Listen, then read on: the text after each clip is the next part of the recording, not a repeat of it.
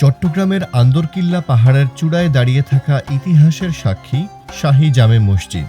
মুঘল স্থাপত্যের এই অনন্য নিদর্শন কালের সাক্ষী হয়ে দাঁড়িয়ে আছে শতাব্দীর পর শতাব্দী। সমতল ভূমি থেকে প্রায় ৩০ ফুট উঁচুতে এই মসজিদে একসঙ্গে নামাজ আদায় করতে পারেন ১০,০০০ মুসল্লি। মসজিদের ৩টি মেহরাবের মাঝে সবচেয়ে বড়টি ব্যবহৃত হয় নামাজের সময়। মসজিদটির পশ্চিম দেওয়াল পোড়ামাটির, আর বাকি ৩টি দেওয়াল পাথরের তৈরি। পূর্ব পাশে ৩টি, উত্তর ও দক্ষিণে একটি করে মোট ৫টি প্রবেশদ্বার রয়েছে।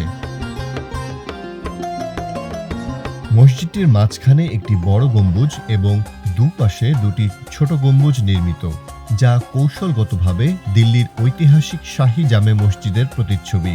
বড় বড় পাথরের ব্যবহার এবং দিল্লির জামে মসজিদের আদলে নির্মিত হওয়া এই মসজিদটি পাথরের মসজিদ নামেও পরিচিত। ১৬৬৭ সালে মুঘল সম্রাট আওরঙ্গজেবের নির্দেশে বাংলার সুবেদার শায়েস্তা খাঁর পুত্র বুজুর্গ উমেদ খাঁ এই মসজিদ নির্মাণ করেন। ১৭৬১ সালে মসজিদটি ইংরেজদের দখলে চলে যায়।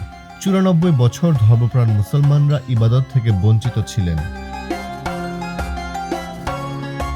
১৮৫৩ ও ১৮৫৫ সালে জমিদার হামিদুল্লাহ খাঁর নেতৃত্বে মুসলমানরা মসজিদটি ফিরে পেতে আবেদন করেন। অবশেষে ১৮৫৬ সালে মসজিদটি পুনরায় মুসলমানদের হাতে ফিরে আসে এবং প্রয়োজনীয় মেরামতের মাধ্যমে এটি আবারও ইবাদতের জন্য উন্মুক্ত করা হয়।